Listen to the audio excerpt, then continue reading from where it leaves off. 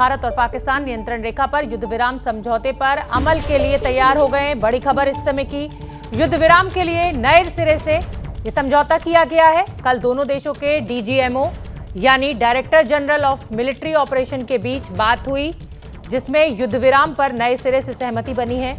दोनों देशों ने कहा है कि युद्ध विराम का समझौता सख्ती से लागू होगा और दोनों देश इसे मानेंगे।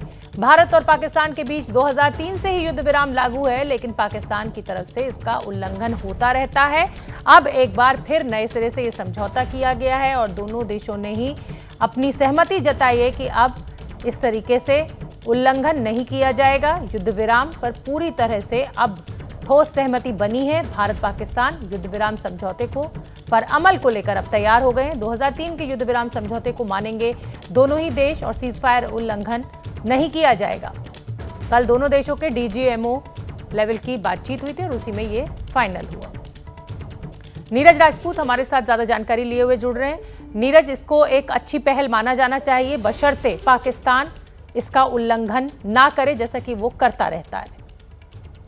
बिल्कुल शोभना, बिल्कुल ठीक कहा आपने। पिछले काफी समय से, कई सालों से हम लोग देख रहे थे भारत और पाकिस्तान के बीच में एलओसी पर जिस तरह की फायरिंग होती है, भारी गोलाबारी हो रही है, होती थी और उससे नुकसान भी दोनों देशों की सेनाओं को हो रहा था और साथ ही जो वहाँ आसपास के लोग हैं, जो गांव हैं, उनको भी होता था। लेकिन अब दोनों देशों के डीजीएमओ ने बातचीत की हॉटलाइन पर और इस बात के लिए अब तैयार हो गए हैं कि बस 2003 में जो दोनों देशों के बीच में युद्ध विराम के लिए जो एग्रीमेंट हुआ था, अब उस पर अमल किया जाएगा। यानी कि अब हम मान सकते हैं कि बीती रात से दोनों देशों के बीच में एलओसी पर फायरिंग अब बंद कर दी गई है।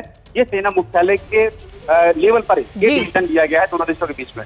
बहुत बहुत धन्यवाद नीरज राजपूत, बड़ी जानकारी आपने हमारे दर्शकों तक पहुंचाई। तो अब युद्ध विराम नियमों का पालन किया जाएगा दोनों देशों के द्वारा।